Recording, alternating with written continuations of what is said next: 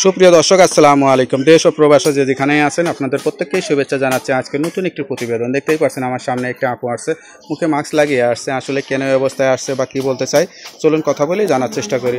আপু আসসালামু আলাইকুম। আপু আপনার নাম কি? স্বপ্না। আপু কি স্বপ্ন নিয়ে আসছেন আজকে প্রতিবেদনে?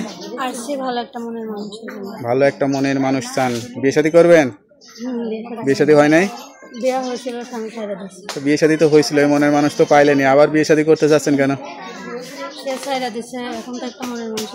কেন ছেড়ে দিল? ঝগড়াঝাটি করতেন নাকি?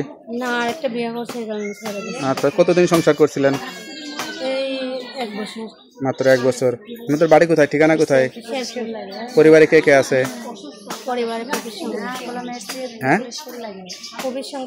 ফুফুর সঙ্গে থাকেন। মা বাবা ভাই বোন কেউ নাই? বিয়ে কি প্রেম করে করছিলেন নাকি? দেখে দিছিল।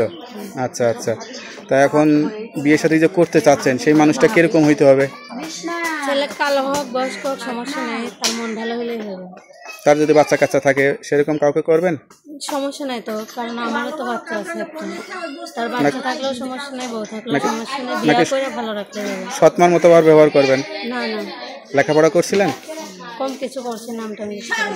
আচ্ছা আচ্ছা, তো সব কিছু জেনে কেউ যদি খোঁজ খবর নেয় সঠিক তথ্য পাবে? হ্যাঁ পাবে। তো আপনার সঙ্গে কিভাবে যোগাযোগ করবে? এই যে এখানে নাম্বার দিয়ে দেবো, নাম্বারে এমো আছে, যে আমার পাশে থাকতে চাইবে। আচ্ছা আচ্ছা, সরাসরি ভিডিও কলে যোগাযোগ করতে পারবে? তার নাম্বারটা মুখস্থ আছে? না, নাম্বারটা এখানে দিই। তার নাম্বারটা আমার কাছে দেন, আমি দেখে বলে দিই। হ্যালো ভিউয়ার, শুনলেন এক অসহায় স্বামীহারা আপুর জীবন গল্প। কেউ যদি যোগাযোগ করতে চান এই ইমো নাম্বারে ভিডিও কলেও যোগাযোগ করতে পারবেন। তার নাম্বারটা আমি বলে দিচ্ছি। নাম্বারটা তো আপনার কাছেই থাকে তাই তো?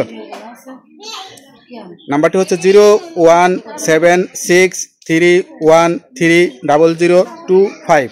দেখ, নাম্বারটা খোলা রাখবেন। অবশ্যই নামাজ কালাম পড়ে আল্লাহর কাছে চাইবেন, আল্লাহ আপনার মনে আশাটা পূরণ করবে। তো ভালো থাকেন, দোয়া করি। আসসালামু আলাইকুম।